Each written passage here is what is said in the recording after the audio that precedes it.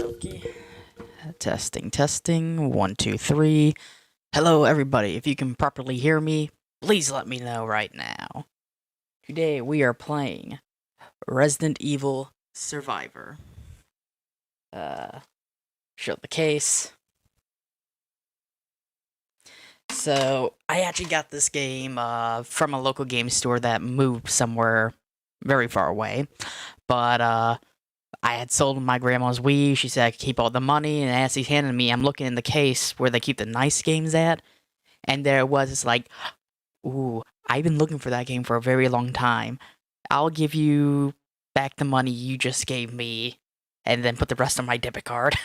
So it was about $40, but $40 well spent for this forgotten Resident Evil game. I feel it's forgotten because, for one, the format is so weird and it feels like an arcade game, but I never see anybody really do any videos on it, or I don't really see many people talking about it in a wide variety of Resident Evil communities that I am a part of. I'm gonna go ahead and load the game. Got my controller right here. Got my dog right behind me. I said this is gonna be a good video. Now, originally I did do a 4-part video series, but the remaining 2 parts that are crucial to the video somehow corrupted itself, so we're just gonna be doing a live stream of the gameplay. Okay, let's see. Are you loading? That is never a good sign. This PlayStation is very old, so I mean, it's never been hooked up online. It's never been updated whatsoever, so you know, there's probably some crucial updates for it, but it's never gonna get those. Okay, there we go. PlayStation, licensed by Sony Computer Entertainment. And again, this game is just so far from what even traditional Resident Evil games from this time period. This game came out in 2000. Code Veronica, which is for some reason labeled Resident Evil Survivor 2, is completely different from everything, gameplay mechanics, everything that you will see here. And it feels like they just took an arcade game and ported it to a PlayStation. That's what this game honestly feels like. So, let's go ahead and start a brand new game. We'll do it on easy, just so that way we can actually experience the game. I'm not trying to do a normal challenge speed run through, anything like that. I just want to play the game for what it is and be able to explore everything without being overwhelmed. So again, Resident Evil Survivor. It is just, when I first played this, I didn't know what I was expecting. I knew the game existed. I knew I needed it for my collection, but yeah, I was not expecting this. And it's a different twist from what you traditionally think of a Resident Evil game. And there are a lot of cool things in this game that they actually do talk about the BOWs in a much more detailed description than what most games do, so I definitely like that. So, here we go. Now, I don't know why this is, because I've adjusted my brightness for this game on my screen, but on my computer screen, streaming it from the PS2 to my computer, it's much more brighter. I can see a much clearer picture on my PC screen than I can on the TV. Yeah, I don't know why.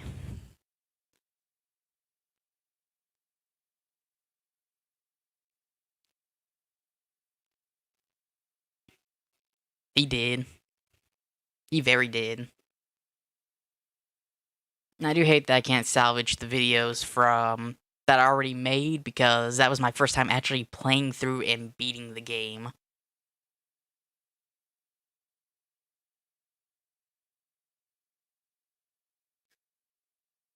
Turn up the volume there a little bit. So if you guys got any comments or anything while you are watching, this is on both Twitch and YouTube.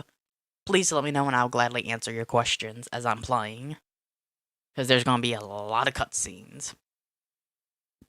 headaches, and I can't remember anything. Okay, well, you did just survive a plane crash. My only hope is this gun. I must remember, I must survive. So, we're gonna retake the route that I took in the original video that I was gonna upload. But, of course, I'm gonna know what's happened. I know how to better play this now. But every single room you go through is a one-way room. Meaning, there's 3 options. Each option you choose will lead to different events, different cutscenes. So I do find that very interesting. So again, we got what looks like a very arcade-ish style of gameplay. And then this is how you aim, fire, and for some reason, thankfully though, you do have infinity handgun bullets. That is very crucial to this gameplay. Because there are tyrants up the wazoo in this game.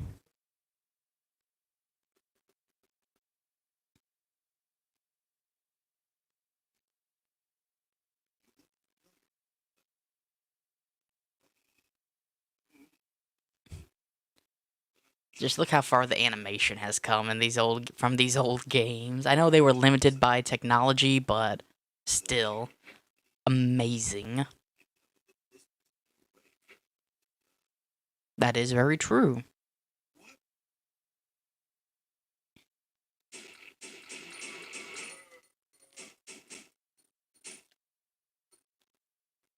There we go. Pick it. So you interact with everything in this game just by walking up to it.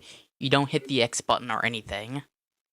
So we got 3 doors we could go through. This door, this door, and then there's one all the way down here.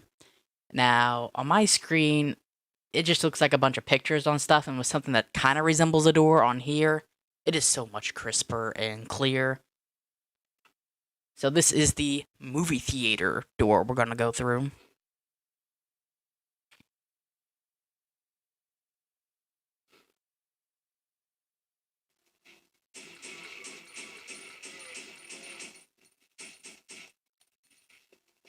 There we go. Now, every time you come in and out of these doors, there will be zombies. Which is one of my biggest downsides of this game. Because you got zombies always in front of you. Sometimes if you come in, like, through here, you'll see the zombies in front of you here, but there'll actually be zombies down the hallway, or you'll come in and there'll be zombies right behind you, and you won't see them until you actually turn around. So, not the greatest way to, do a game, and that's probably why they never continued with this style. Though I would love to see this kind of remastered, and kind of fix some of the bugs in the game.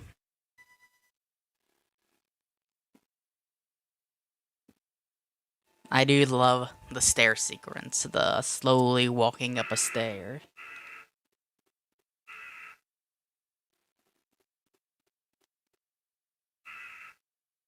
Ooh, okay, they're not gonna, interesting. I guess I did go in the, one room this time. So, last time I went to the theater part first, and then up the stairs, and a flock of birds came out.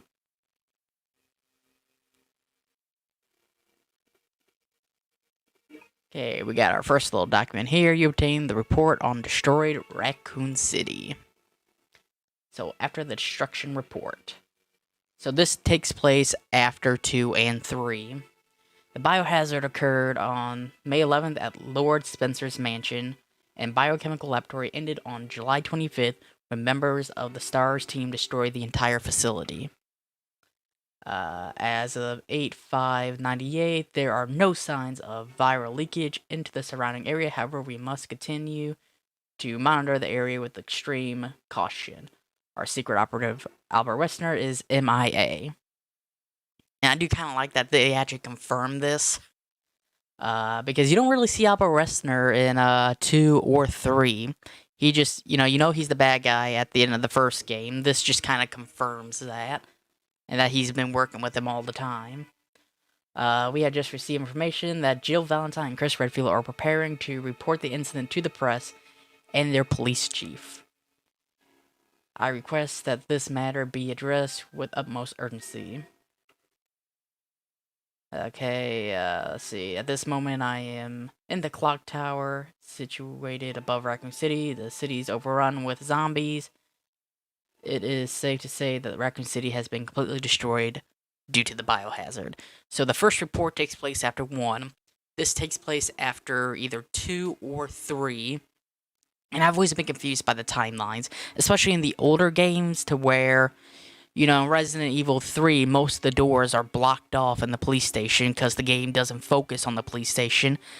Resident Evil 2 takes place mostly in the police station, but yet you don't see any doors barricaded off like they were in 3, so that always kind of confused me on the chronological order. And then I know in the remakes they kind of filled in the gaps, so 3 actually took place before 2, but still kind of confusing.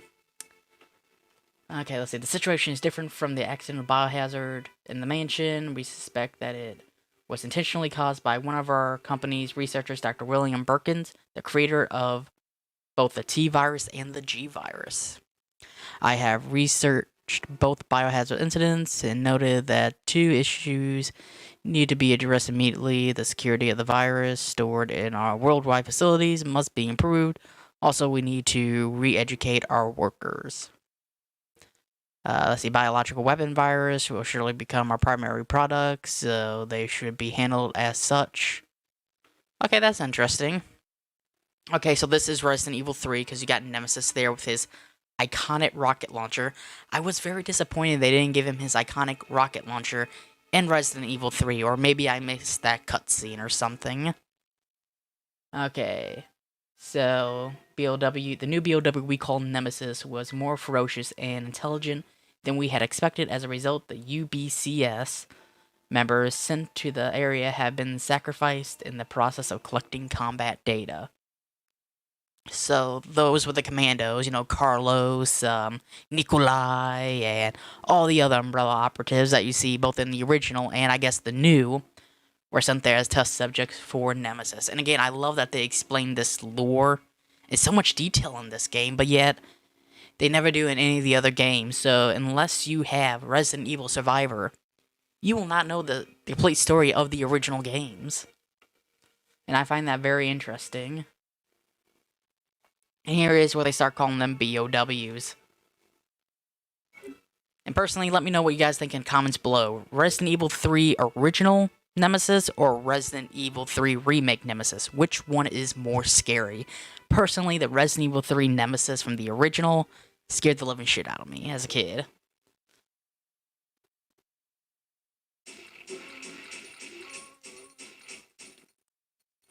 Okie dokie, let's see. I do love how all the objects are just kind of floating so you know what to interact with. Again, to interact with everything, you gotta walk up to it in the right spot.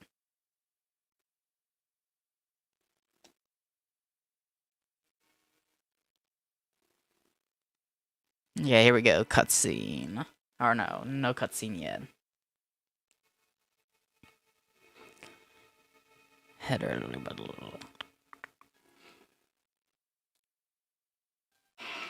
Okay, there's the birds. Honestly, the aiming mechanics are so horrible. There we go. That Dumbardo with the birds is horrible.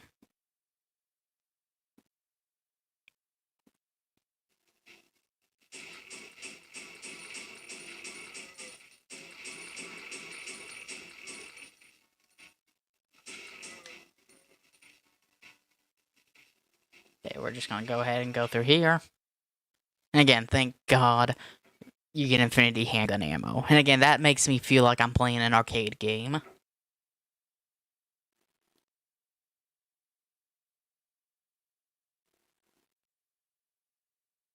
Okay, so there's the virus. Or I think it's the virus.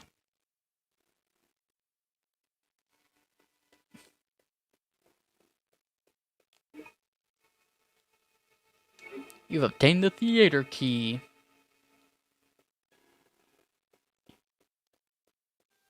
And again, so the door we just came through to enter to the movie theater, we cannot go back out that door to go back to that little alleyway. So you're forced to continue through these doors.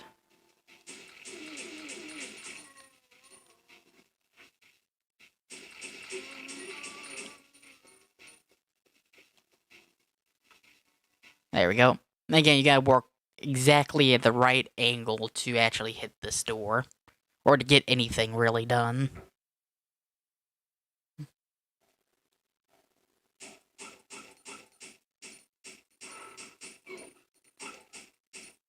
Now these things are even harder to kill in this game. Because your camera kind of follows them, so it just doesn't stay in one spot. And that's actually very annoying.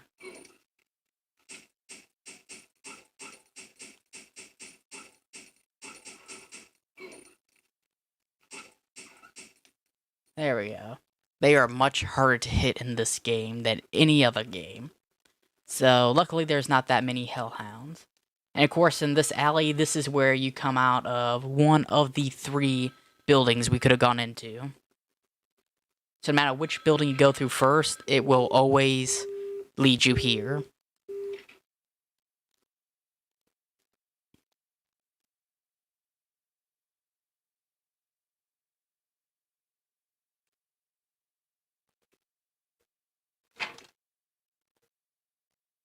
And now we got liquors.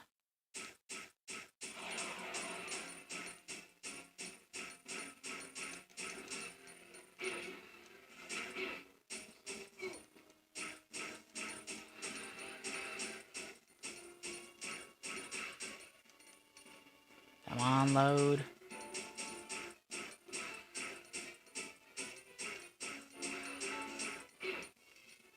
Like I said, the biggest downside to this game is the camera kind of following it and it throws off your aim like that. It's just horrible when it does that. Okay, we got nothing over there. Okay, we got a cracked key. There we go. We got our green herb. Now, we'll be doing different live streams for this game, going through each different door and each different option we have at our disposal. Because again, this all depends on which of the 3 doors you go through in each area. But you always end up at the same spot. Hello, Flame Traps from Twitch. How are you doing today?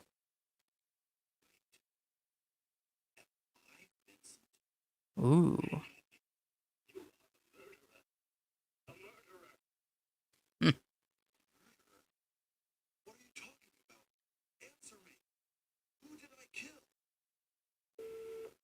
Ooh. Who did he kill? Okay, so we got 3 options here again. We got an arcade. We got this, see if I can try to read the text here. It's so horrible. Nice to meet you. I'm watching this nostalgic game tweet.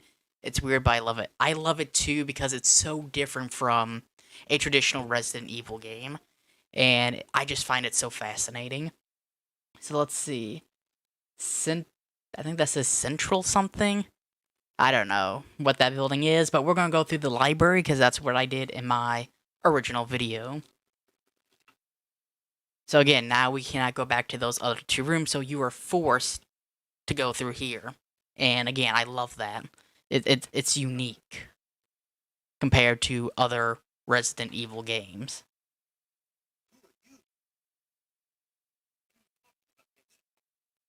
Ooh. Let's see, is a refresh idea for this year's. It is definitely, I would love to see this game remade with a little bit cleaner, crisp graphics, so, you know, text is easier to read and stuff like that, but keep it in its weird and uniquest form. Because again, if you don't play this game, you don't know the underlying stories of Resident Evil 1, 2, and 3. So let's see, I think we need to head up here first. And I think that's where we're going to face a hunter. Now, there's nothing really up here to collect right now until we go through this door here.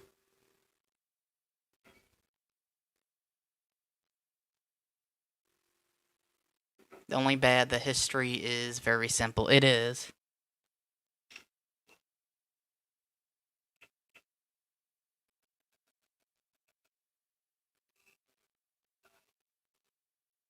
Ooh. Yeah, the Tyrant in here is amazing, especially the prototype Tyrant. It's like Tyrant, but on the G virus.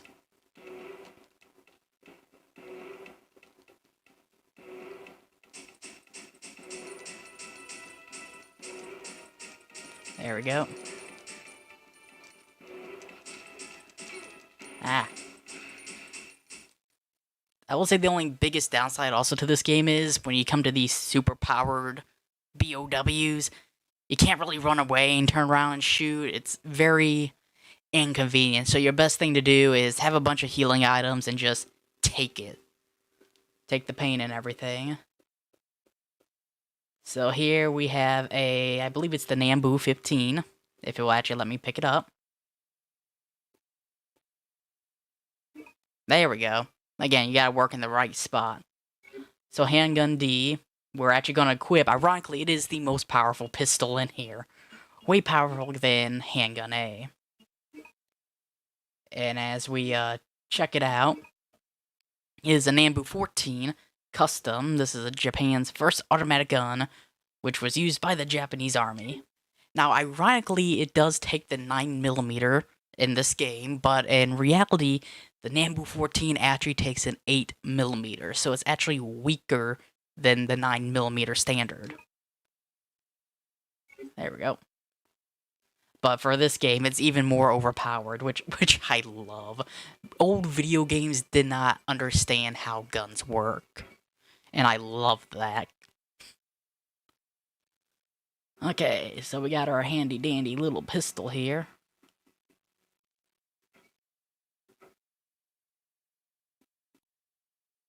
So this one only holds 8 rounds versus the Handgun A, which is a Glock 14, I believe. And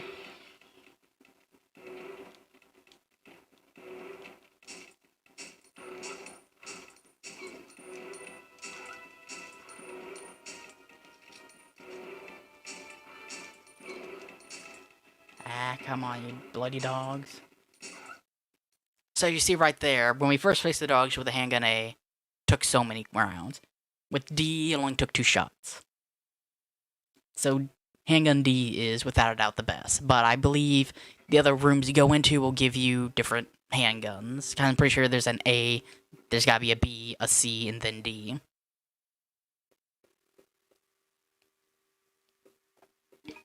So this document is actually the most important one in this game.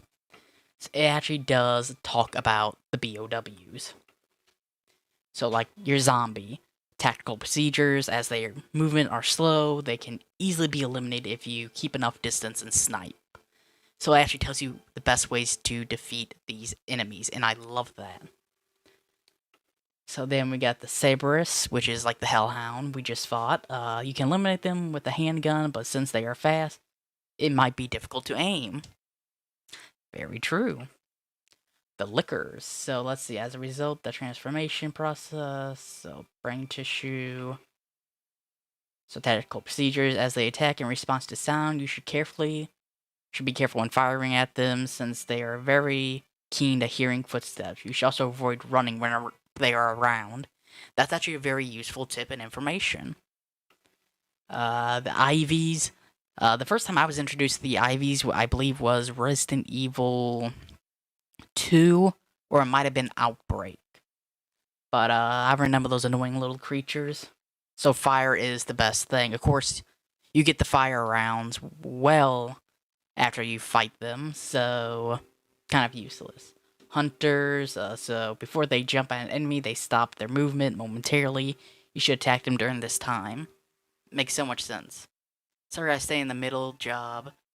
Other thing is interesting, the decision, the place, then you can go. And the different creatures and weapons. It is interesting, because you get different variants of the handguns, without having to beat the game and unlock them. And then, of course, we got a Tyrant. So, let's see. So they actually do say in here that Nemesis is a tyrant. In the remake of Resident Evil 3, the creators said we always wanted them to be more like the Las Plagas and not like a tyrant. But yet, in the remake of Resident Evil 3, Nemesis follows you around like a tyrant does in Resident Evil 2B, or, actually, yeah, he just stalks you around like the tyrant does, even in the remake. So, for them to say that, and then you have this document here saying that they do label it as a tyrant class, they kind of contradict each other, and that's why I say this game is so important, because it does contradict what they're saying now. And then we got a prototype. So, again, the documents, they are actually very interesting. We got a liquor here.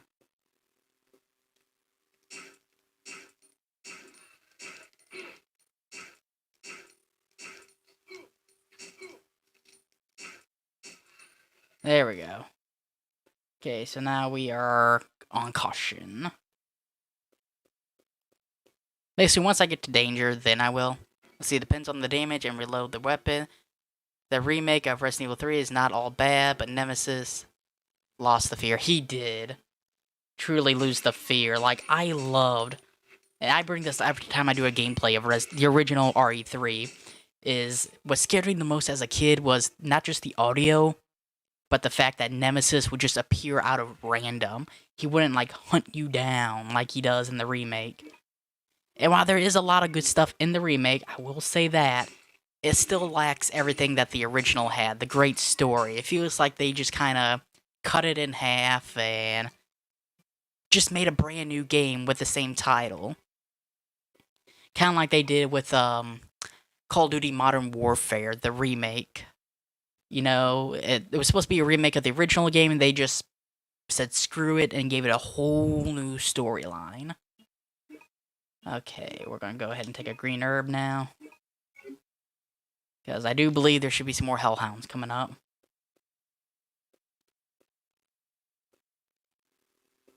It was either hellhounds or the tyrant. I cannot remember.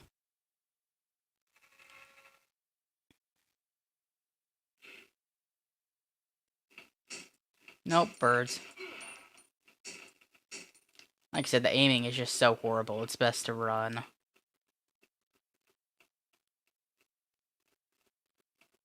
Let's see, now where did I run to? Okay, ooh, red herb. I didn't even know that was back here. Let's see. I feel like that's a door, but it's... Okay, there we go. Sewer hole. Because again, you know, I would totally know to look at the sewer. I think last time I just ran straight and ran into it. Okay, like I said, this game has a lot of issues.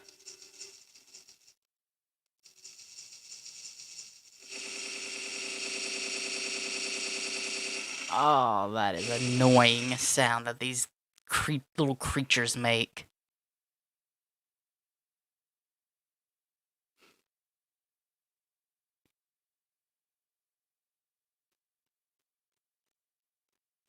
Okie dokie. And it is interesting that this is their first attempt at a first-person shooter.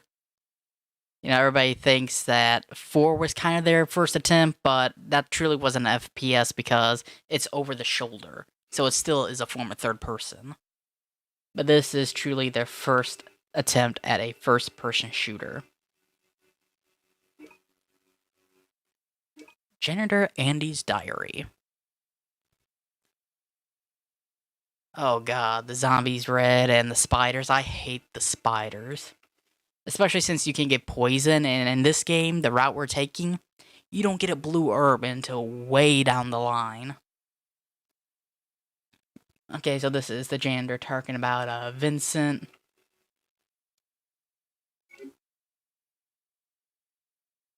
And now he's gonna go to the cutscene. So it's interesting, the documents actually do enable a cutscene. I don't remember any other Resident Evil games that kind of do that.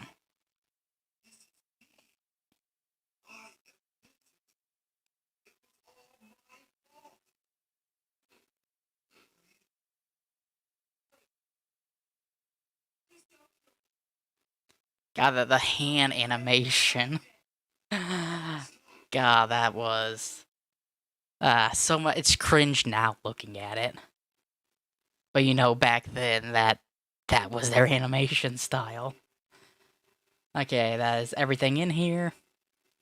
So let us go. I do like that they make everything float and spin because that immediately draws my attention that, okay, that's something I could pick up. I'm just not looking for a tiny little sparkle anywhere.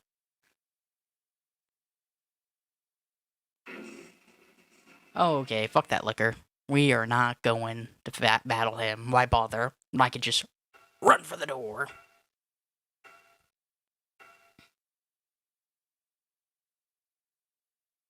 Okay, so here we are.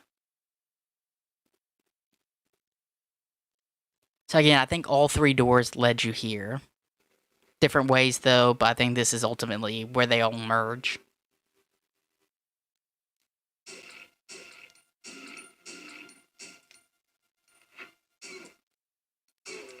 See, that's the thing I do not like.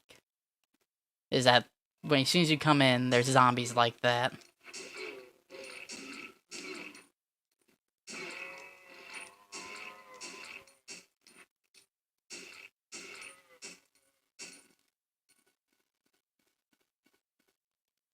Like I said, that is a big downside of this game and the way they're doing this.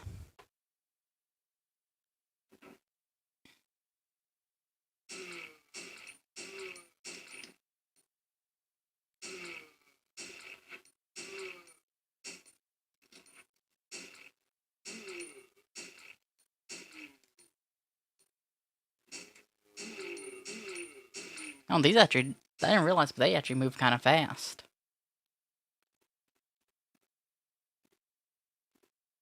Let's see, I don't see anything floating around here, so let's head into the next room.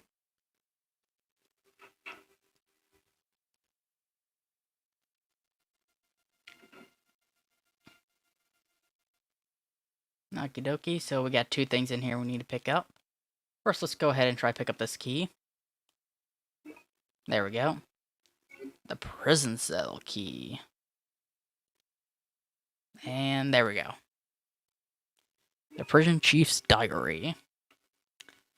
Okay, let's see. So this is actually a darker Resident Evil game outside of everything that makes it dark. The problem with this is they actually talk about doing experiments on children. And they refer to these children as guinea pigs, test subjects.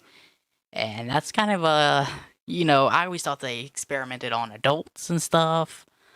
But no, here they actually kidnap children from around the world and do the horrible experiments on them. So that just adds a dark sense to this game.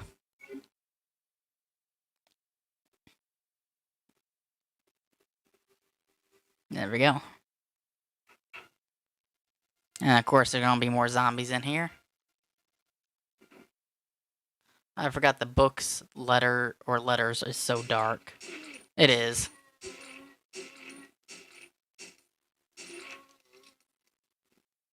Ah. Back. Back, you demon. Oh, okay, there's my cursor.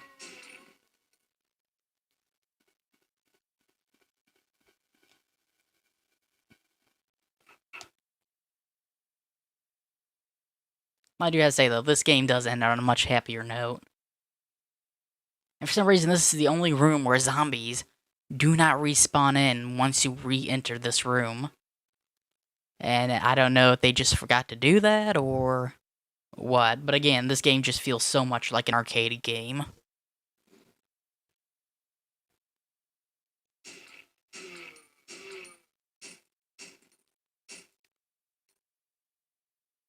Do a quick 360. Rope. I remember in this game, the Tyrant is so easy to destroy. It is, and it is so weird. I'll show you guys once we get it unlocked, but the Magnum actually does shit for the Tyrants. Like, it's one-hit kill for all the zombies, but for Tyrants, you go through so much ammunition, and then you switch over to the Handgun D, And it only takes a couple shots. It's crazy.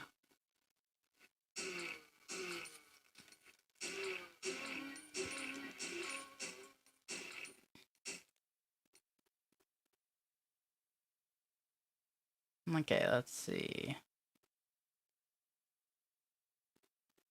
Okay, there's nothing here, so let's go through here.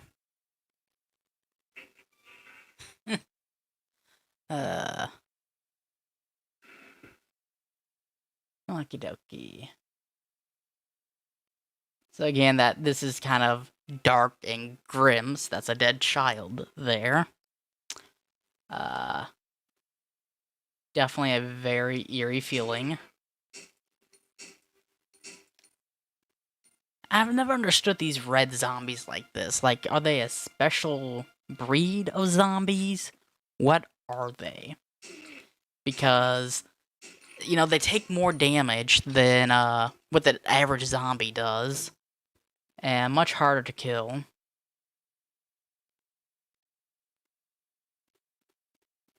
So I never actually understood the whole thing behind the red zombies.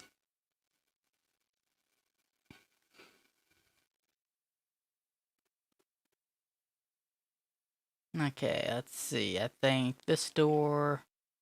Yep, okay, I was right. This door.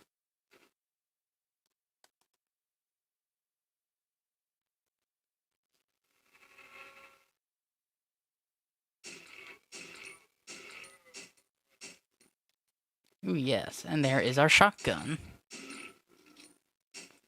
Which is a Spaz 12. Let's see, I like the soldiers' deaths in Resident Evil 3. Many bodies everywhere. I do actually love how they give each character their own kind of death scene, whether it just be, like a character you've been with, like, Nikolai or, Mikhail. I was sad about Mikhail, and I actually learned that no matter what you do, if you either flee back into the train, or if you stay there and fight Nemesis, when he goes down that first time, Mikhail will sacrifice himself. And it's very interesting that that no matter what you do, you try to save him, he sacrifices himself. You flee, he sacrifices himself. Let's see, here we go. So let's see. So this again is the Spaz 12, which stands for Special Purpose Assault Shotgun. It is, let's see, the large size military shotgun can be handled with one arm if used with a stock option. Now this gun is actually both a pump action and a semi-automatic. Call of Duty gets this weirdly wrong, because in the Modern Warfare series, I believe it's semi-automatic, whereas in the the Black Ops series, it's a pump action. It is both. And the police actually used the pump action for like tear gas, beanie bag rounds, rubber bullets. They used the semi-automatic version for like your buckshot, your slugs. So it's both. I think in this one they actually use it as a pump action.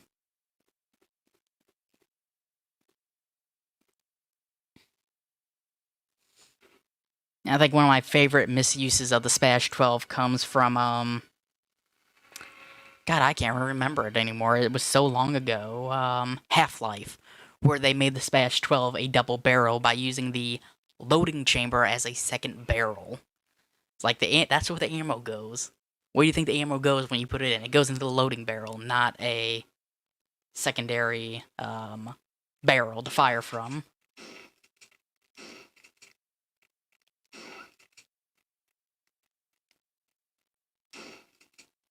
Come on. I just love how this shotgun has like no range perception whatsoever. You are a man of culture, I see.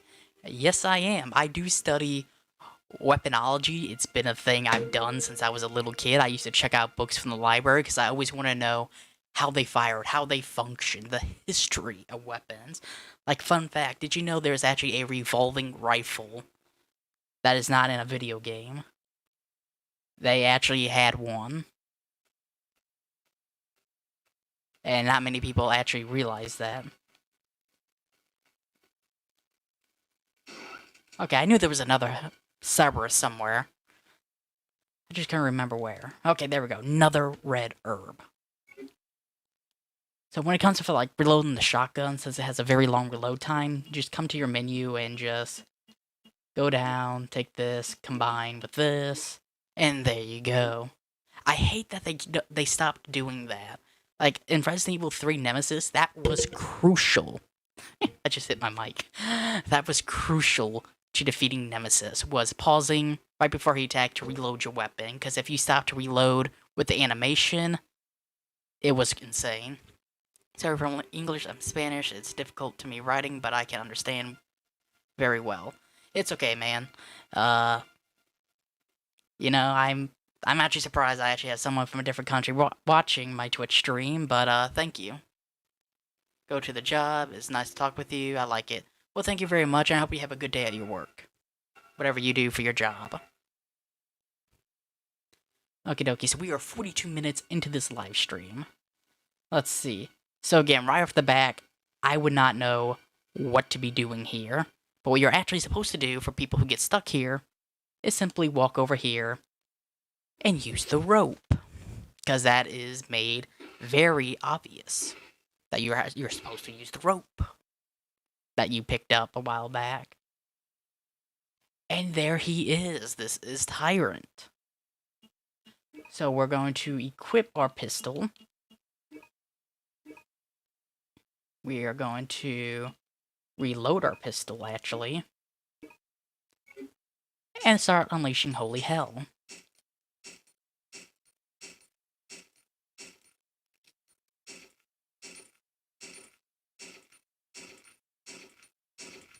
So I'm going to watch you another time. Take care and good luck. Thank you very much. There we go. Now, that took a couple clips, but again, the Magnum just takes forever to get him down, which again is surprising. I do love that he drops ammo.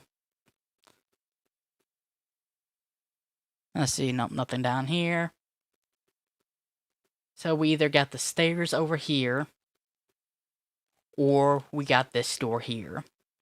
So I'm going to choose this door, again, to try to keep to the original gameplay that I was trying to upload, but the files went corrupted.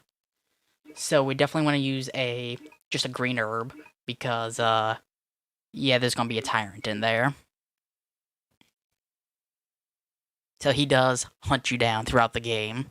And there's one area that there's just tyrant after tyrant.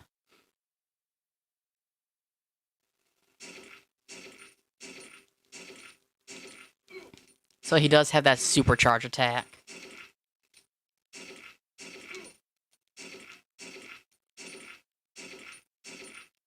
And there we go.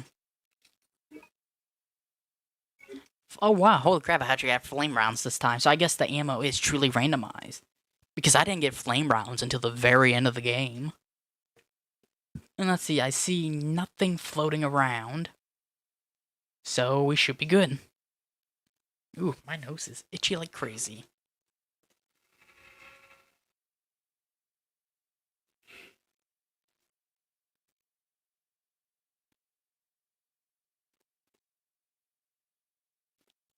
Ooh, so I do kind of like this random room in here. It's just, there's so many different scenes in here, and again, depending on which one you go through, I just love it so much.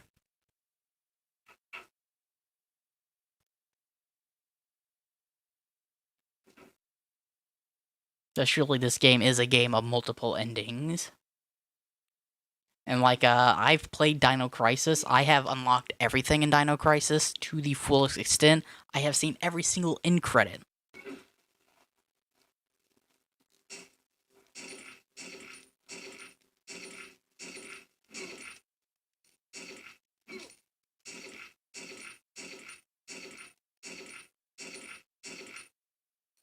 Ha ha ha. Screw you, Tyrant. So let's see. Okay, we got standard grenade rounds. Now, I've never seen the Tyrant drop anything but shotgun or grenade rounds.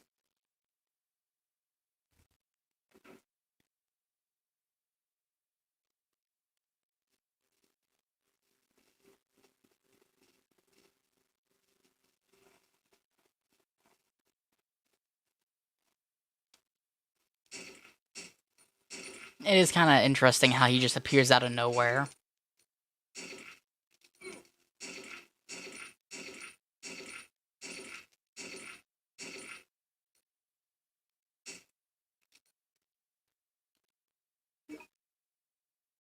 So something that's also interesting is the X button and the triangle button on the controller actually both fire the gun. And luckily we got a green herb there. So we're actually going to go ahead and mix that. So, let's combine. Okay, I did not mean to use that. So triangle actually does not back you out here. It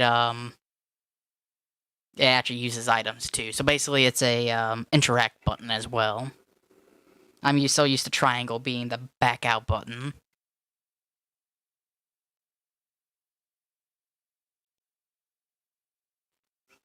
Umbrella.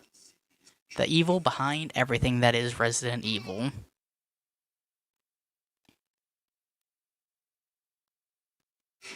Flashback time.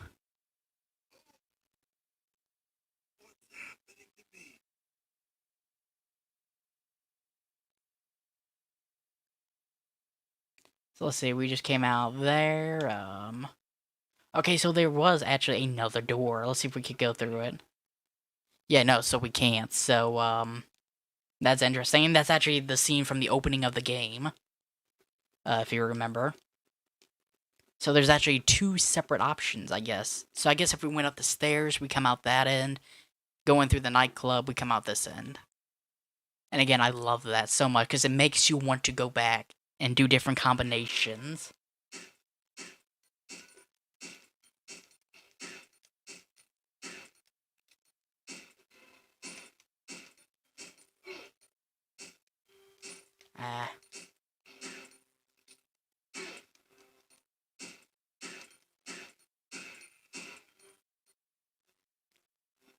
Let's see, grab, we got some Magnum Ammo now, even though we don't have the Magnum unlocked. So that means we should start unlocking the Magnum here soon. So I think after this, everything just converges now to one main way to go.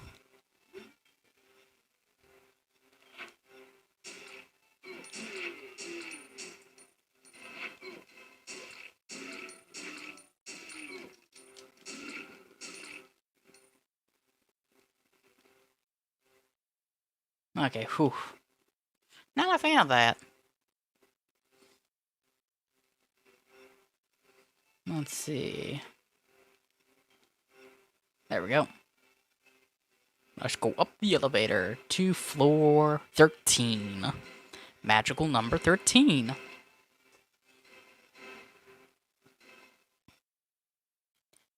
I think it's like here in America, every hotel doesn't have a 13th floor because it's like an unlucky number, I think. Okay, yeah, see, that's something else. That's a big problem for me, is you can't aim and look up. So, that gives Lickers an unfair advantage, we shall say.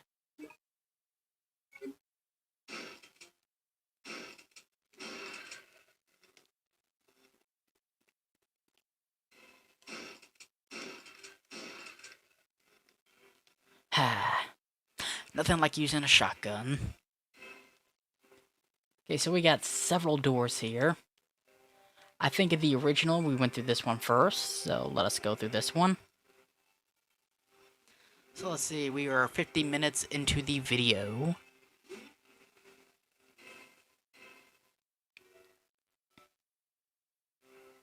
Okay, another cutscene here.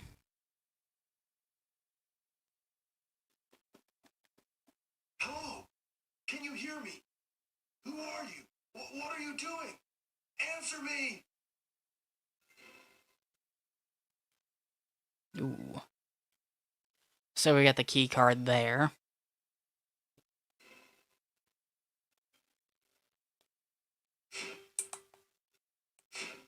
All the flashbacks are painfully coming back. Let's go ahead and grab this document here. Vincent's diary. So, through this, we're we actually know that the kids rose up, they rioted, they took some weapons, so Vincent wouldn't get fired by Raccoon, or not Raccoon City, Umbrella Corporates. He actually staged an outbreak here.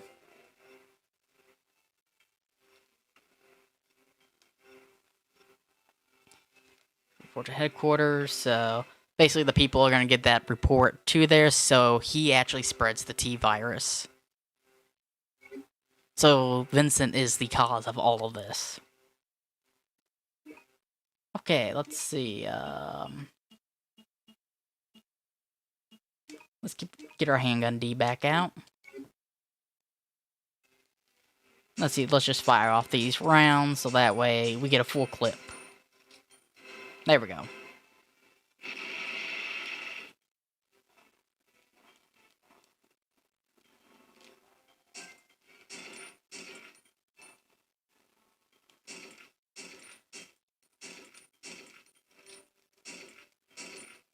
Now this is a glitch in the game, because he does have a hard time kind of getting to you. So it's like, this is like hard for him to actually get to you, and I love that glitch. I would recommend using it, especially if you do it on normal. Let's see, what do I get from you now? More flame rounds, nice. So of course the ID card's like right there. So it actually took me a while to find it because, you know, it's so well hidden behind that. And again, the camera is just god-awful in this game. But again, it adds to the uniqueness of this standalone game. And I say standalone game because none of the other Resident Evils follow this same philosophy.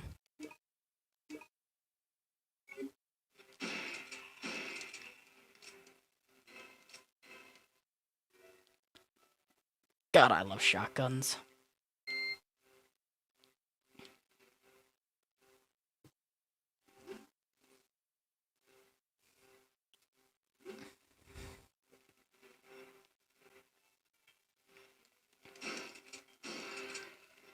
So 2 shots with the shotgun and the liquor is down.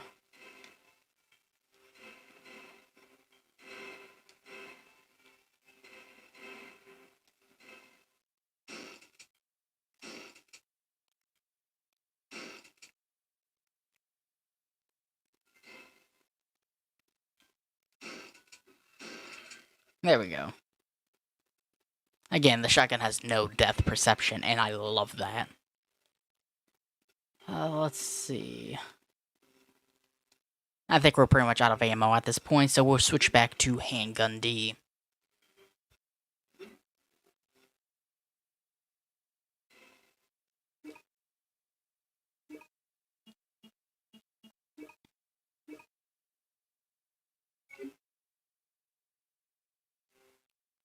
Ooh, another cutscene.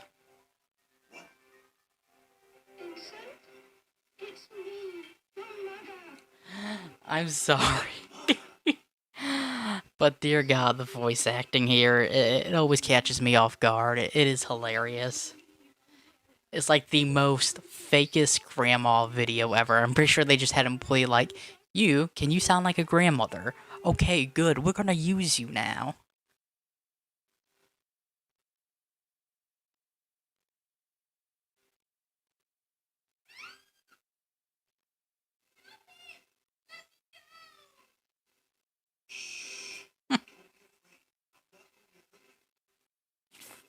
I'm sorry, but you're Vincent, so, they should be afraid of you. They should be very afraid to you, or of you.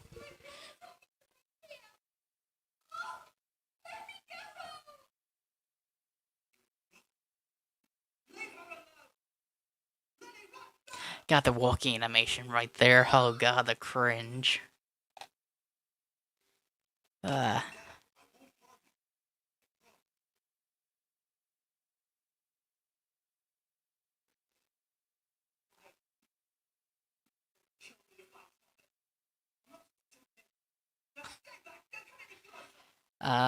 You're fighting off zombies with the baseball bat? Yeah, I say that's kind of stupid. Especially these zombies.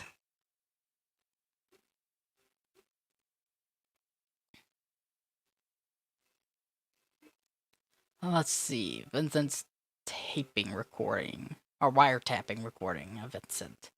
We can no longer tolerate what Commander Vincent has been doing. To deprive him of his position, we must obtain conclusive evidence of his evil doing and report it to headquarters. Let's see. I ain't gonna read all of these, just some interesting ones. Let's see.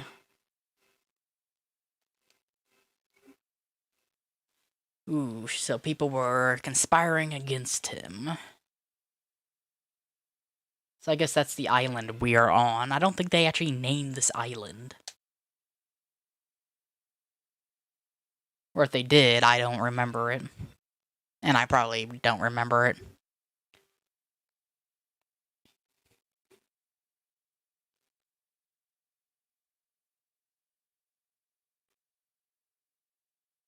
Another red herb.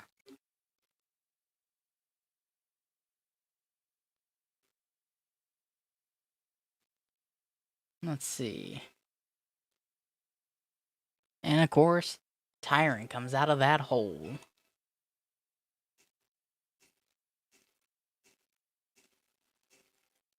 I do kind of like how I guess they're trying to do the aim.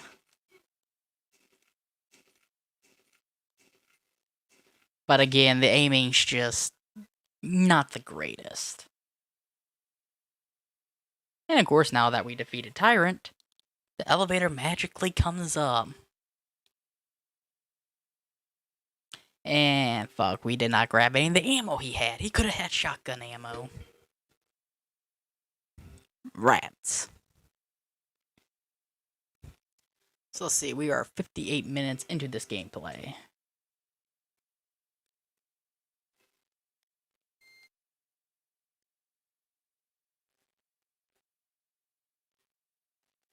Okay, here we go, down to the basement.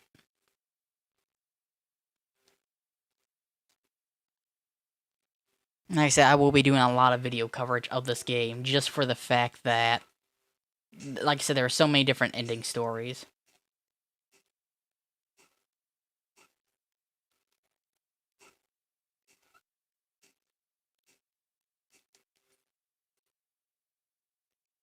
God, I hate how you gotta stop aiming and move forward to look back up.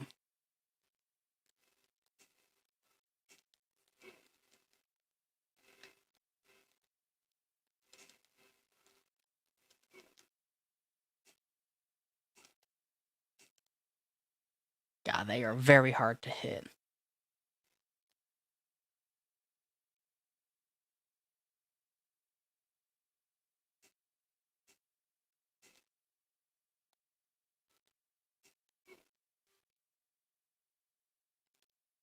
God, the aiming mechanics again, they do not help you.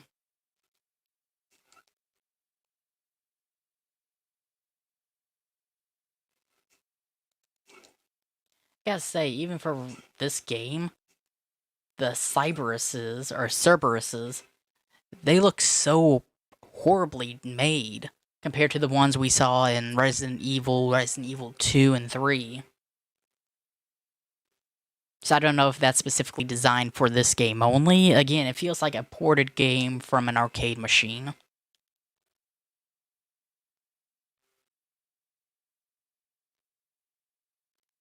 Okay, let's go ahead and...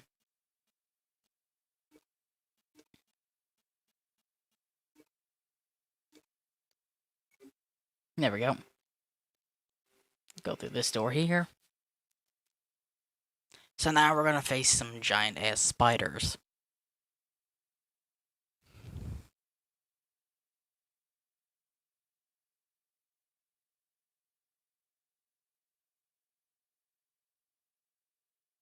Yes, let's not be stupid and jump off a little edge there.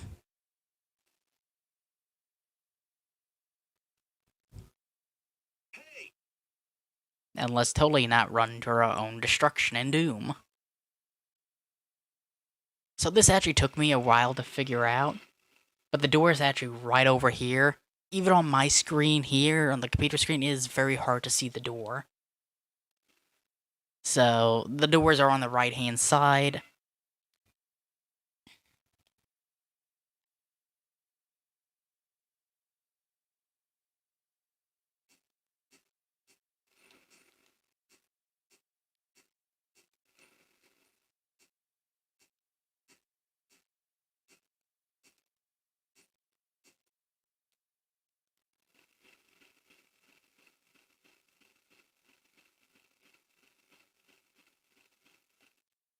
There we go.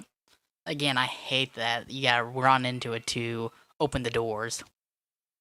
It's just a nuisance.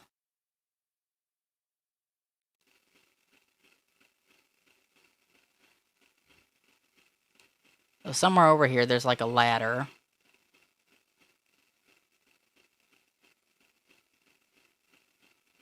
But I honestly cannot remember where that ladder is at. Okay, there it is. Again, the animation is... The graphics are so horrible, it blends in too badly.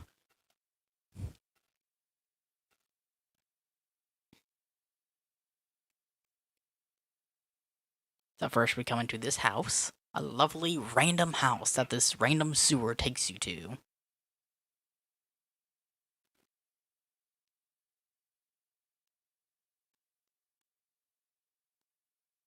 Is that a goal? Yeah, it's already 11:04. Wow.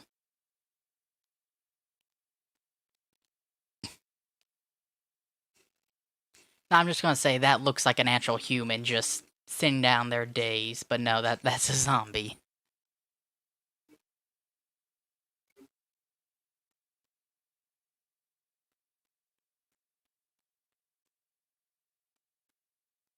Come on.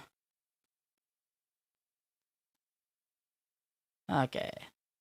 Okay, this is just... It's so annoying.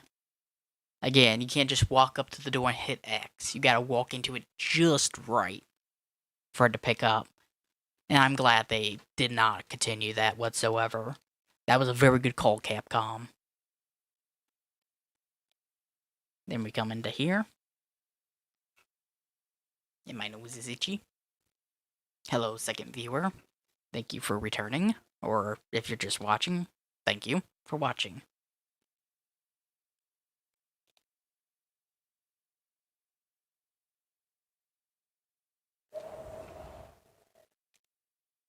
And there's the little kid.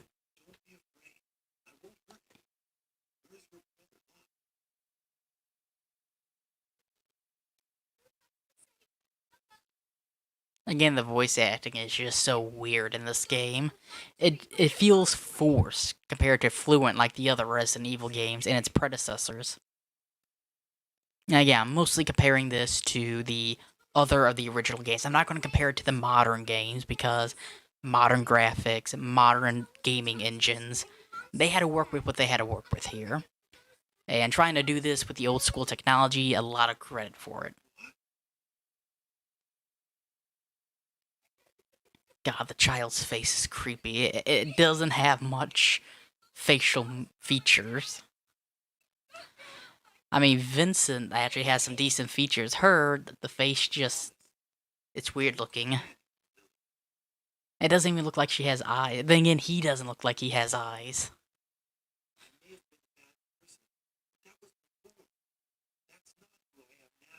Because he had amnesia. Remember, kids, amnesia is the #1 solution for being a good person now, despite all your horrible war crimes. Wait, see, what do we got there? Some type of doodle. I think that's a car. That it is definitely a car. Let's see, we got a boombox, some type of generic gaming console. I mean, like, come on. PlayStation, why not make it the PlayStation? Okay, so Lot has a diary. And then this one, the gist of it is, he's talking about his parents, how his parents died. Vincent killed his parents. So that's kind of, again, dark.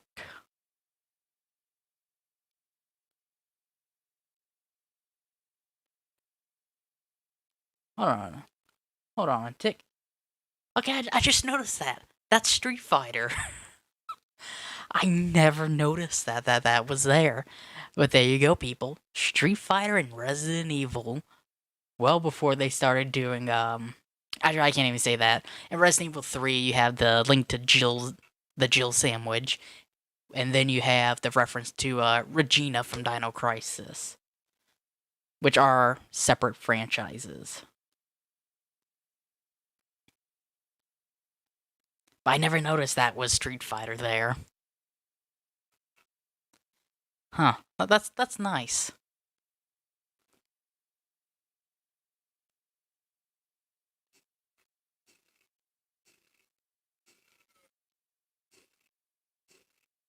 Again, aiming is just god-awful. And again, like I said, when I typed this in to make the video and everything, they said that Resident Evil Survivor 2 was actually Code Veronica X, which I do have. So that is actually kind of fascinating. That's labeled like that. And yet for that one, they went back with the old style, and I am very glad they did. But they did go back to first-person view with the sniper rifle. I feel like, again, with this game, they just kind of, swept it under the rug.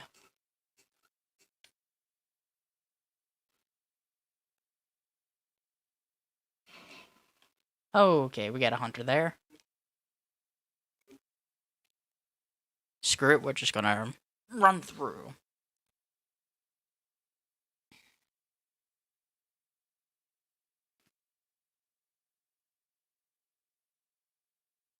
Let's see, if I remember correctly, we have to interact with this panel.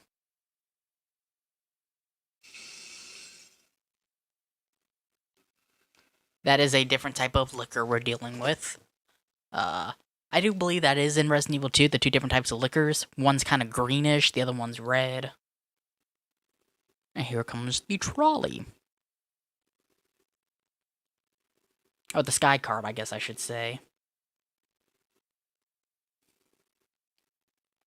Now, this game actually does give you a rating based on how many monsters you killed. So I do actually find that interesting, that actually plays into the, well, just the ranking of the game. I don't think it does in the other Resident Evils, correct me if I'm wrong.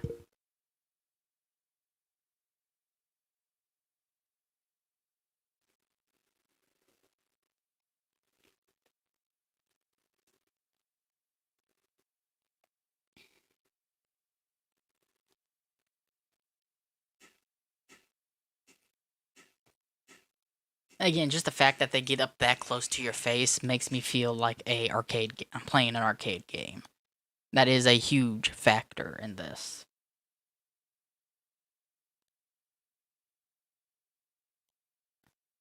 Let's make sure there's no other doors. So now we're going to come back to another 3 selection. One of the selections here will take you to a Tyrant Valley. That is annoying. Because every little inch you go, there's another tyrant.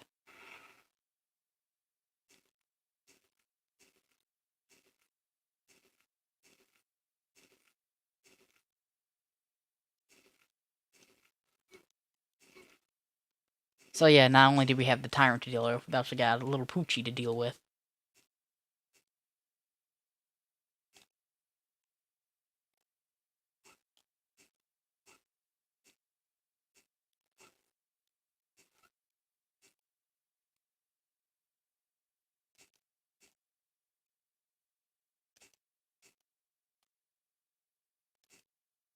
Crap, come on.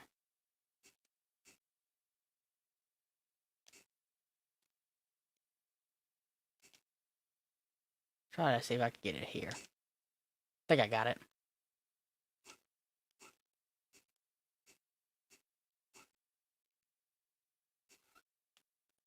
I got that. Again, the dogs here are just so freaking painful to watch.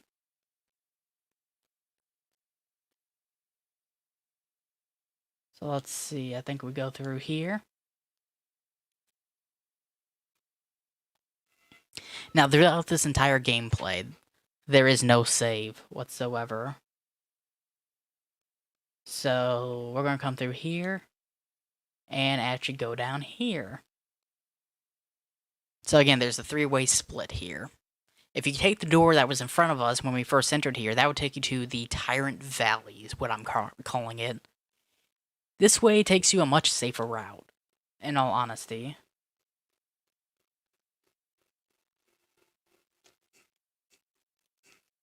I do have a liquor trio here to deal with.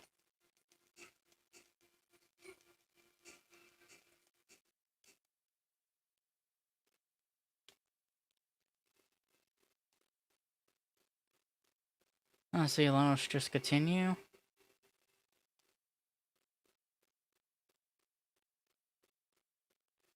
And we'll just run through here. But again, if you want a good score, definitely kill all the zombies.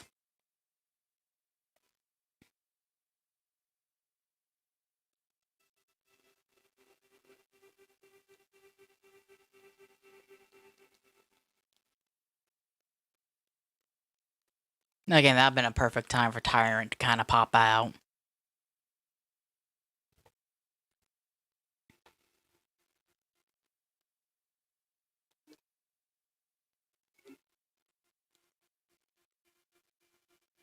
I see nothing else floating, so, let's go through.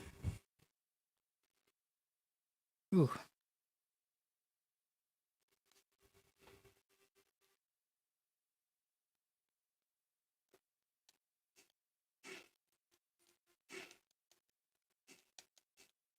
Okay, yeah, now we need to use, our first aid spray.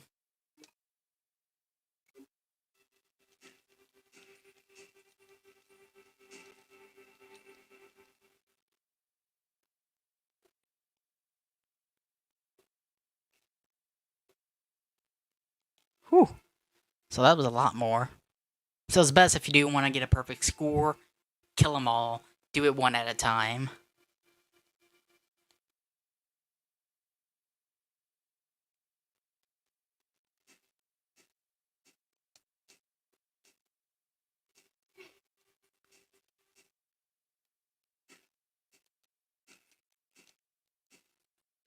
I don't think it really matters where you hit them at.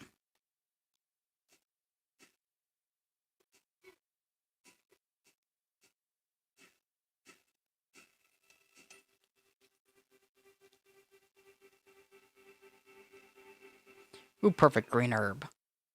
We're definitely gonna need that. And I do believe we're actually getting close to the end of the game. Let's see, we're at an hour and 14 minutes. Wow.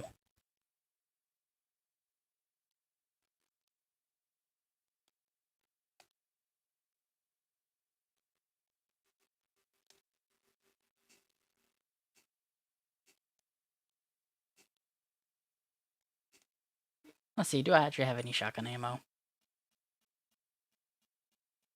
Yes, I do.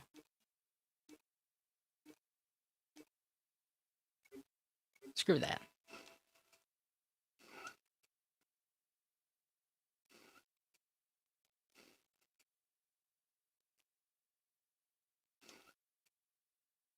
I just love how, again, the shotgun has no deception of range.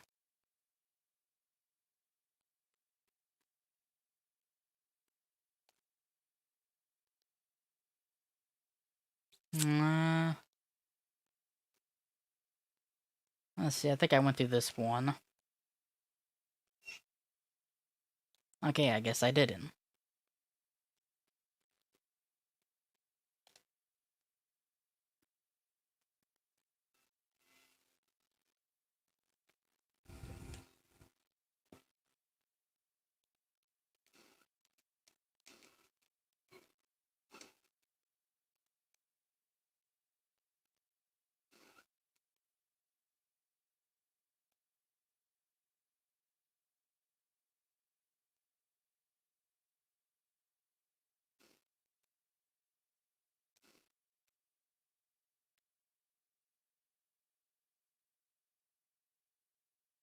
Yeah, as amazing as Spaz 12 is, uh, it does not get that much range and accuracy, because a buckshot is like a bunch of little BBs packed in, so when it shoots, it spreads. But then it has a very low drop-off rate. I mean, definitely at close quarters, you're gonna hit something. Whether it be right in front of you, to the left or right of you, you're gonna hit something.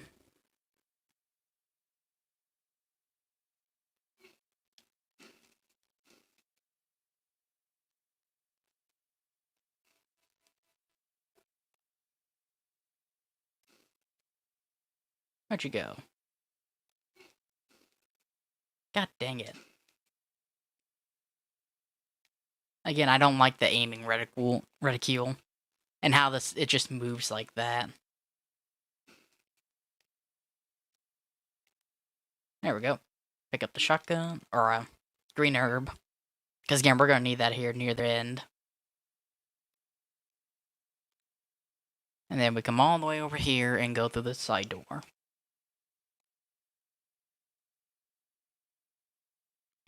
If it will let me, there we go.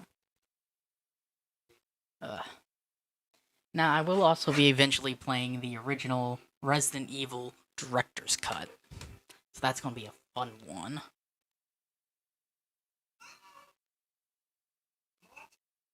Lot.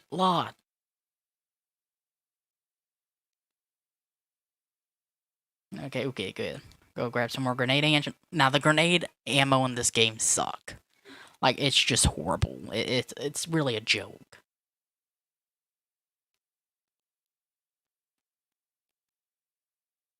There we go. So far my biggest complaints is the aiming mechanisms, the Hellhounds or Cyberus.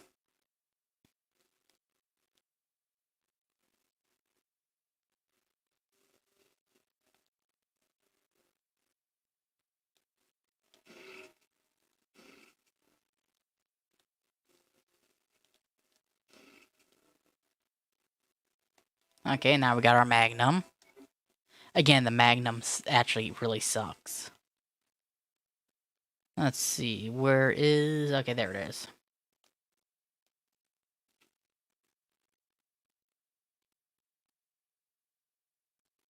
Now everything works magically. So, since the Magnum actually sucks against pretty much everything, or against the Tyrants, but it's strong against everything else, we're just going to switch to the Magnum. Wherever it is. There we go. And I definitely don't like this list thing for selecting it. But it does seem like you have infinity storage.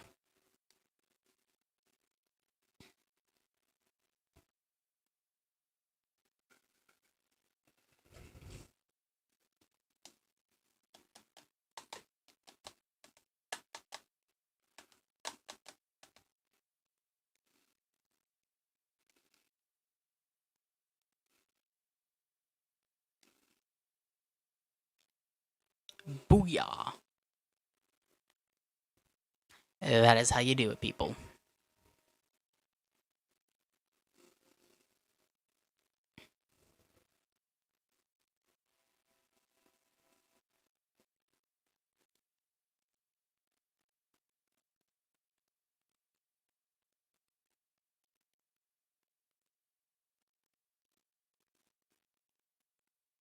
Okay, I guess we gotta go to the other room first.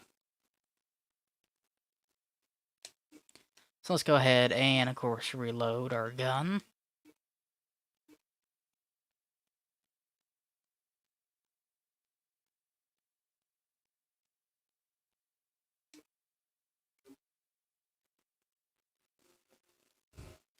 That was actually kind of perfect. 6 and 6.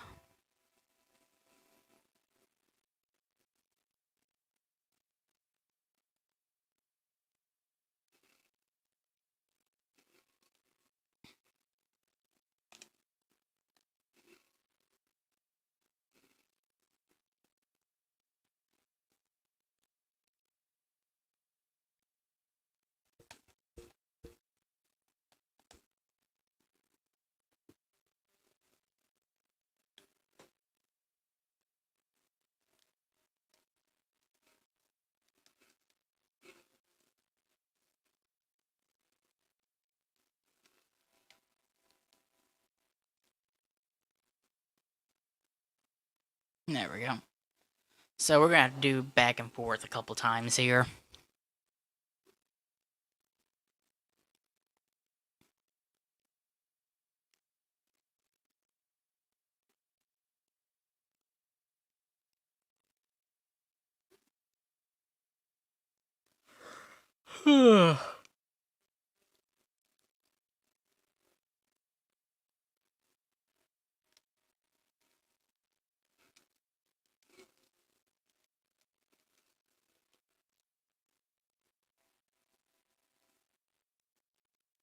Okay, let's go over here.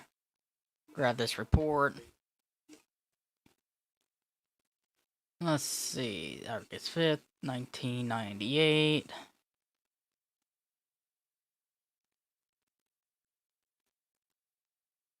Okay, so this is the one doctor going through his remorse for what he was doing for the children. How Vincent said, don't treat them like human beings, treat them like what they are, guinea pigs. And he didn't like that. So at the end, I ultimately think he is one of the people that betrayed Vincent. There we go. Activation disk. Again, we're going to...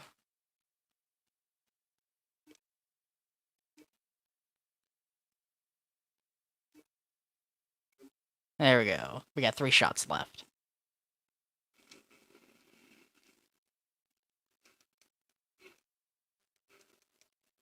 Yep, and now we're out.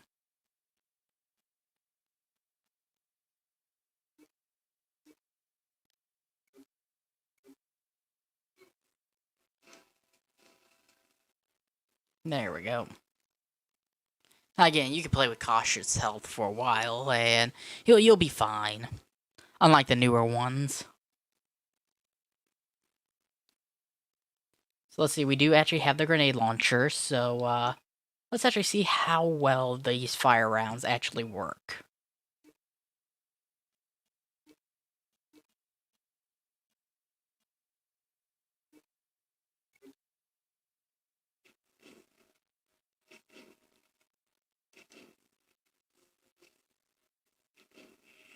Not very well.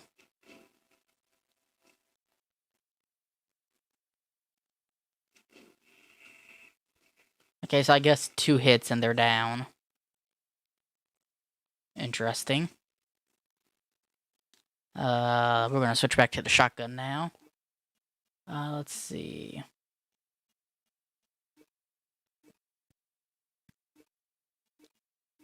Let me fill it this way again. I love how they refilled this way. It makes everything so much better.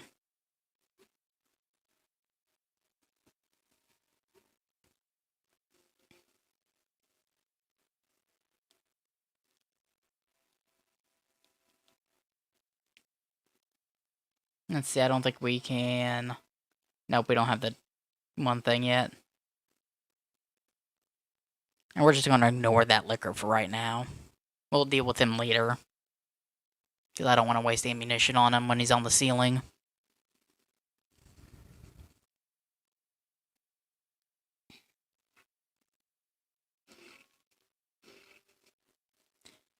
Now, something I am surprised, though, for the Xbox One is, they haven't remade Resident Evil 6 for it, or have they made it backwards compatible? Because, like, I bought that game digitally, and it never transferred over, which kind of bums me out, because Resident Evil 6 was amazing for everything that it did.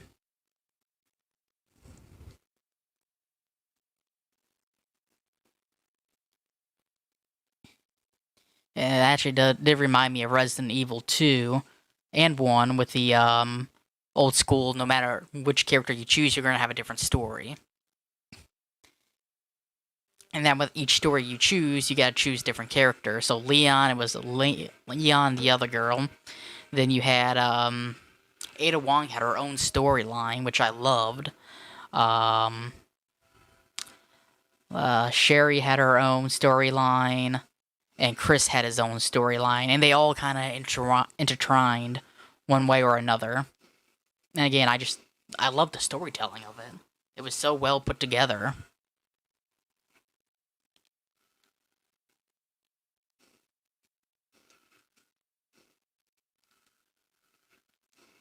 Okay, yeah, it just did that to me. The invisible barrier.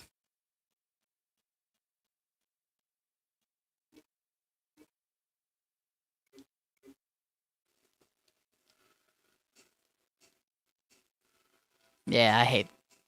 The invisible barrier sucks.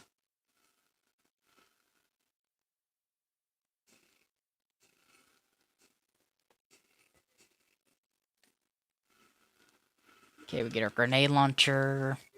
rounds. So at this point, we have a lot of grenade launcher rounds. And the grenade launcher just sucks in general.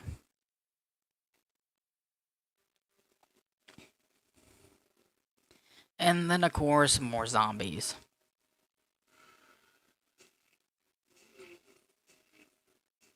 I see, this is why I'm glad they give you infinity handgun ammo. Because the amount of repetitions of zombies is ridiculous.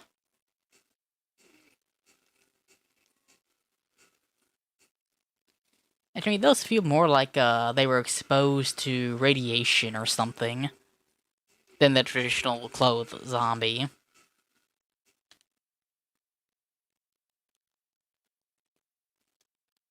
So that went from red to green, but it does nothing, so... Or if it does do something, I'm not hitting it right, I don't know. Again, it's dumb, I can't use the X button for this.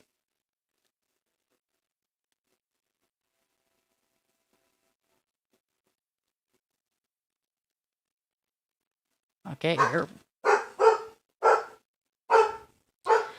That was my dog that scared me. My dog was more scary than this game. I love that. Oh hey, it's Ugly 1 and Ugly 2.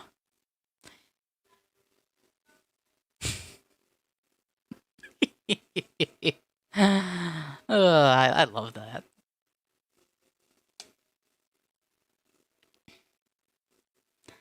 Okay, we are an hour and 28 minutes into this game. Wow.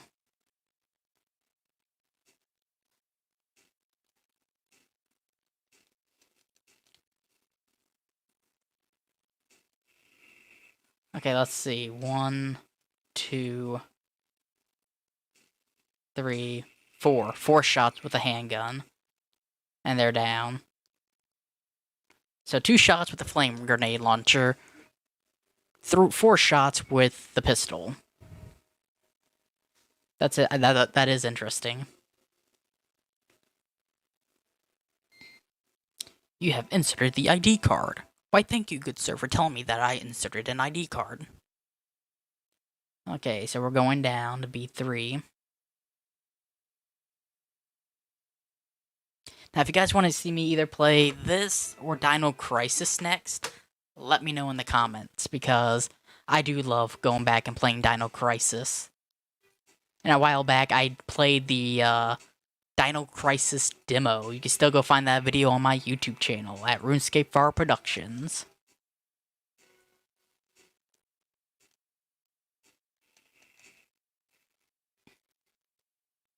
Yeah, they just don't feel like that much of a threat like they were in the previous Resident Evil games. And look at that, there's a blue herb.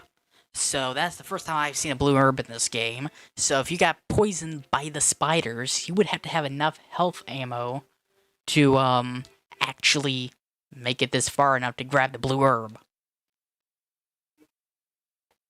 And then here's the first natural fire rounds you find going through the route we went through.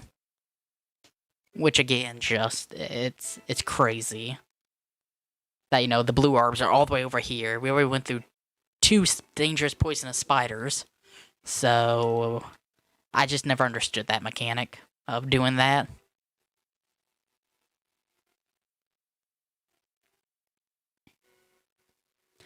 And that's why there's so many flippin' tyrants. We're in a tyrant factory.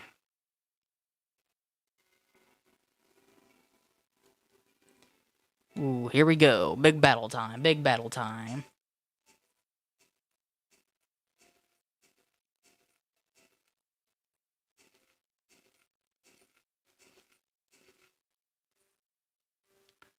Okay, maybe shooting him in the head actually does work better.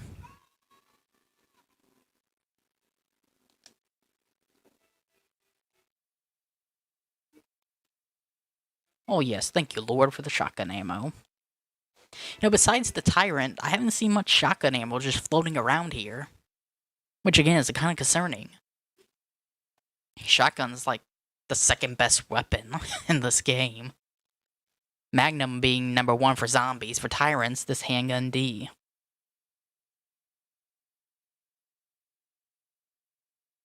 Yes, that versus a hunter.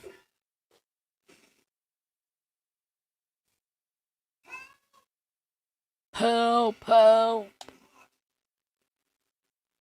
So this whole thing's cutscene.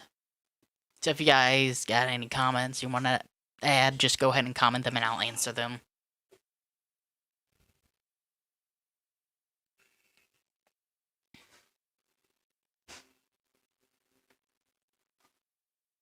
So right now we're in the end game. Wow, that was so easy. He glitched in that one spot. I love it when that happens. It's a glitch for the good.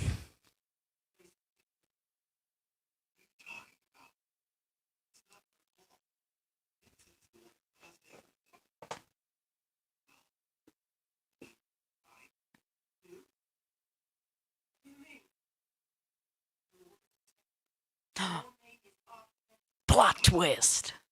Dun dun dun! You're not actually Vincent.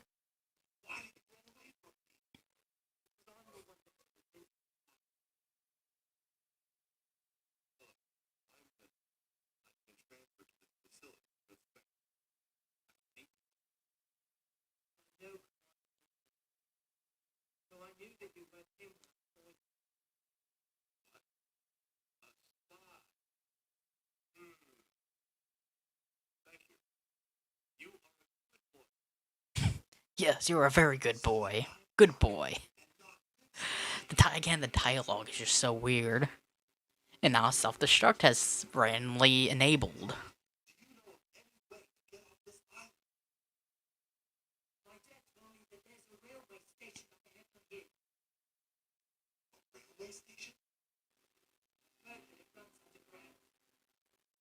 Well, yeah, I would think so.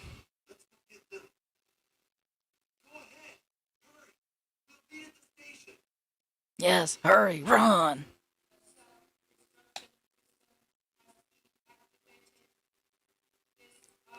Again, that voice sounds so robotic. It's crazy. Like, if that's actual human talking, you got some good talent there. And it's so weird, it doesn't sound, it sounds so not fluent. Okay, there was a first aid spray somewhere, there we go. And so, like, there's no crazy countdown timer, and I love that. Ooh, nose itchies.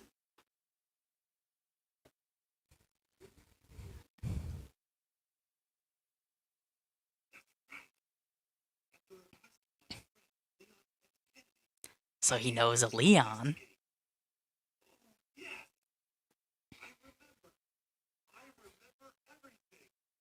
Now he does.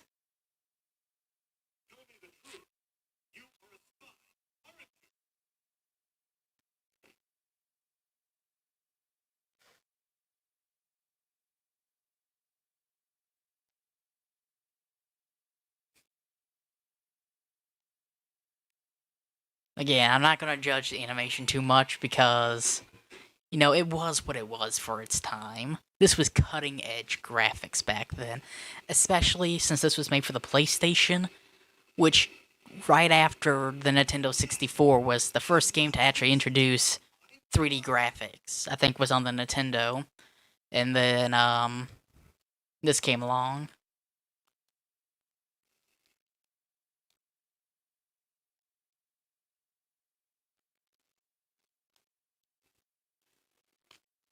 Ooh. So let's see, we are at an hour and 36 minutes to beat this game. We'll worry about them in a second. Because now we gotta go back here, open up Shutter E, and do a bunch of stuff there. Oh. Well, hi, buddy. I didn't even know you were in my room.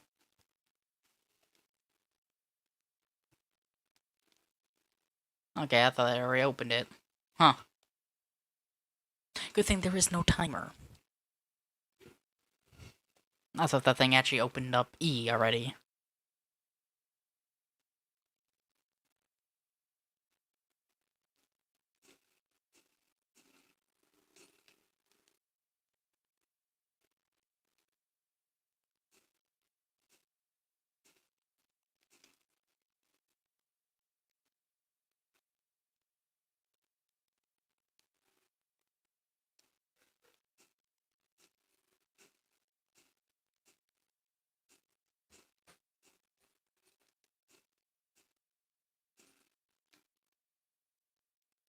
Let's see. Okay, there it is.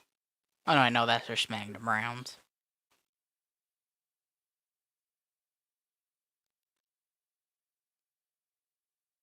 Let's see. I thought there was something here that opened up E. Again, just run into everything until something actually happens. Could have sworn it was with this command console, though.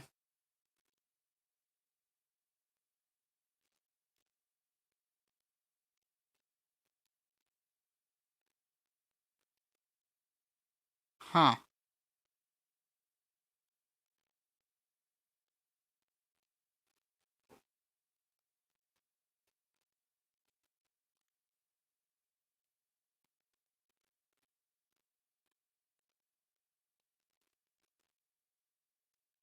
Yeah, it feels like I'm missing something. Honestly, let's just run around the island thing here.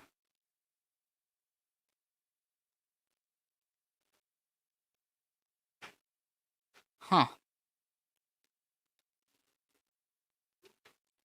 I honestly don't remember what triggered it.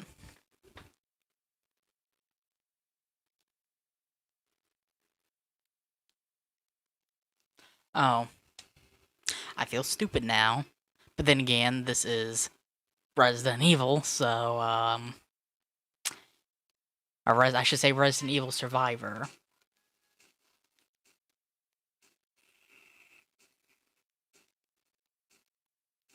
So one clip pretty much kills both of these with Type D.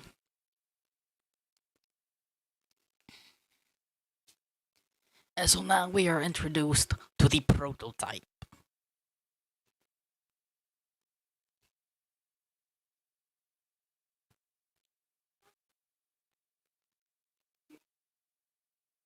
How to extract the material.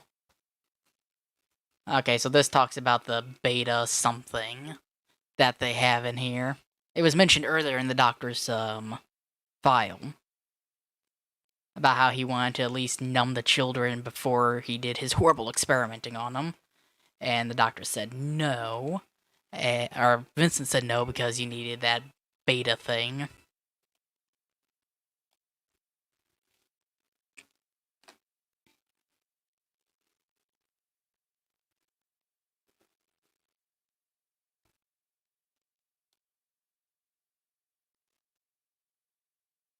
Dun dun dun.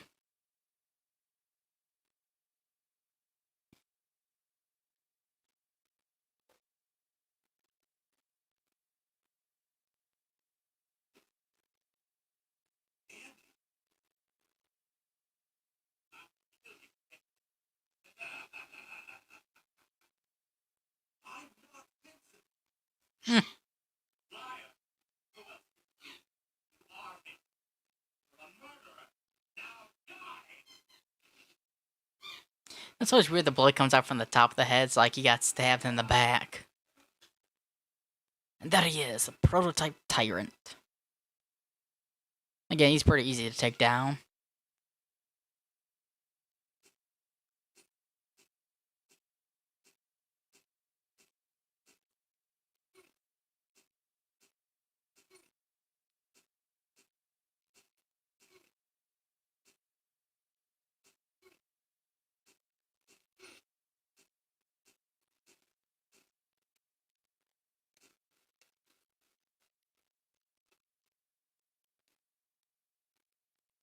There we go.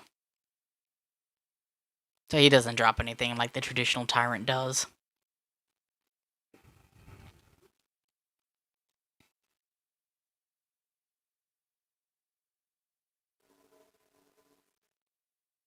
And it survives. Because it's a Tyrant. And that's what they do. They survive everything. My dog was in here again.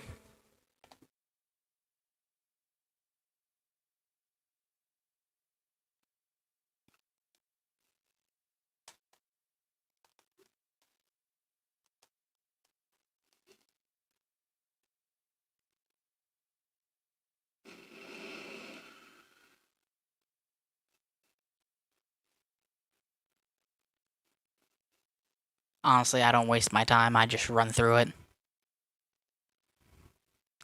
Okay, now we went down to B4. And actually, one of the cutscenes do explain these people that are about to appear out of nowhere. But if you don't go through that certain door, you don't know. I think it's if you go through the arcade, it shows this cutscene, but it's actually very crucial to understanding what these people are.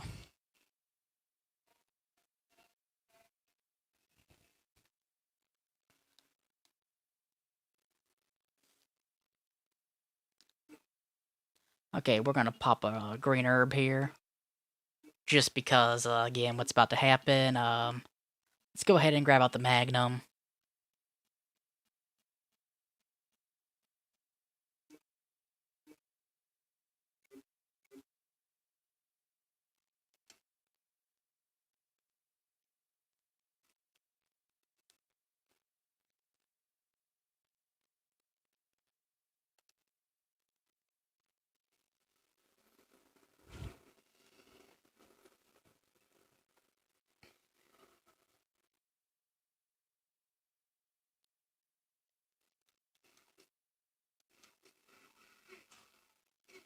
Yeah, so these things have guns. And believe me,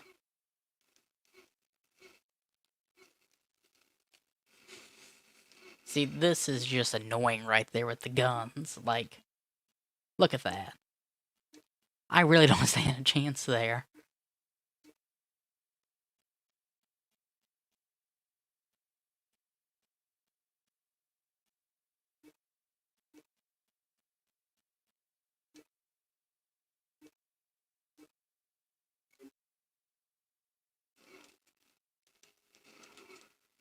So we just need to try to run as fast as we can. Because again, that's just, it's so intense and crazy there.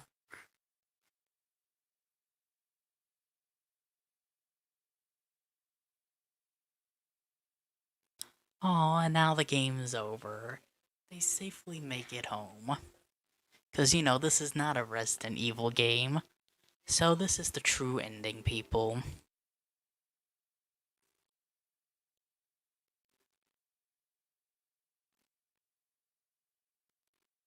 Just look at it. The music's so happy. And I love that. It's heart-filling music. It truly is.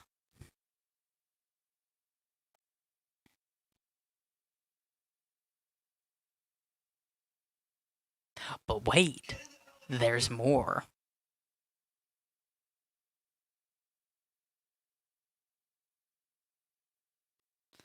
Okay, he kind of looked like a vampire.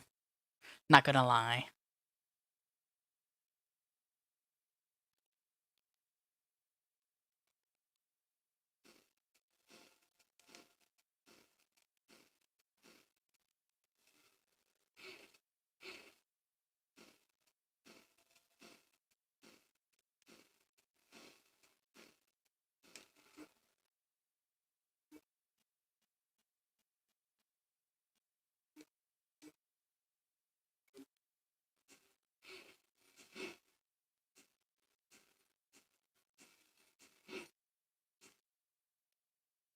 Okie dokie, there we go. Now, from this scene, we can tell he's actually a hybrid, the Tyrant, which is T-virus, mixed with the G-virus. Because of the bulging eye. That's like the #1 sign of the G-virus.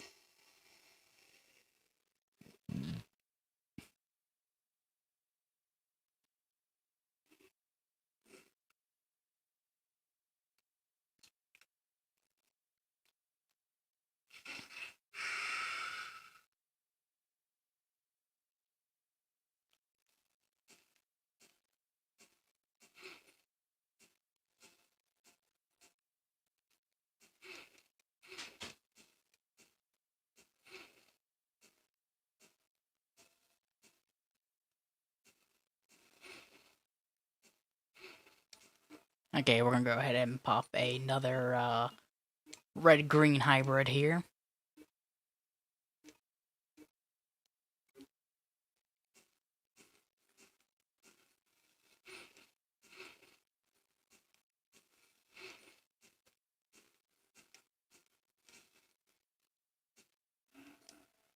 And there we go.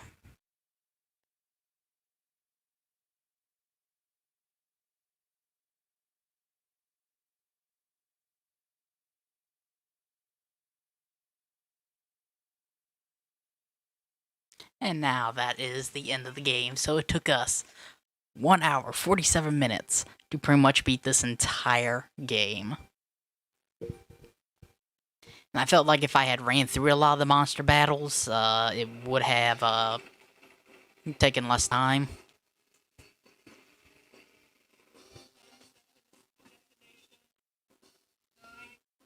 Eight, 7, 6, 5. Again, that voice is just... it's weird.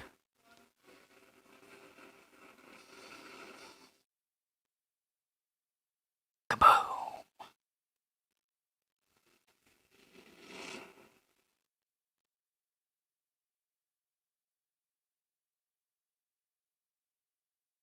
Okay, there's the little island we were on.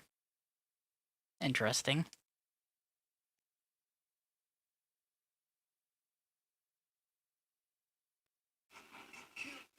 Hi, buddy. No, that's my trash can. Stay out of it.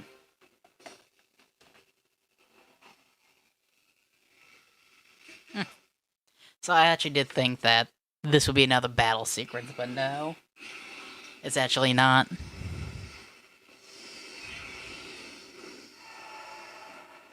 Kaboom.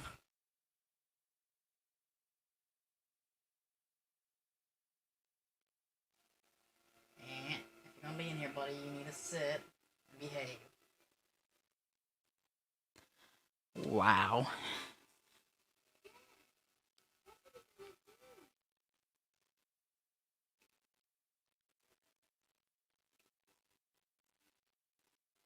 We could fly for as long as we have fuel.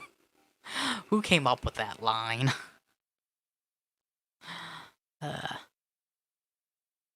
And there we go. We have defeated Resident Evil Survivor. 0 continues. And I love that. Let's see. What is my scoring? Oh wow, I actually did better. In the previous one, I got a B ranking. So this time, I got an A. So I didn't kill all the monsters, and I think that's why.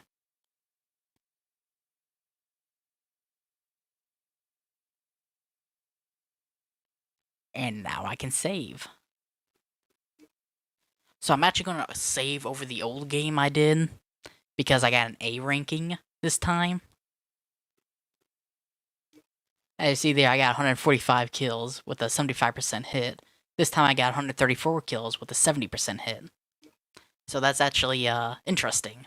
It went down, but my rank went up. And so now you load off that game, you replay the game, you go through the different doors, do the different combinations, and I love that. It's the multiple endings. But I hope you guys enjoyed this video. 1 hour and 50 minutes, wow. But please subscribe, leave comments, and as always, have a nice day. Live, love, and game on. Follow me on Twitch at RuneScapeFar1995, or follow me on YouTube at RuneScapeFar.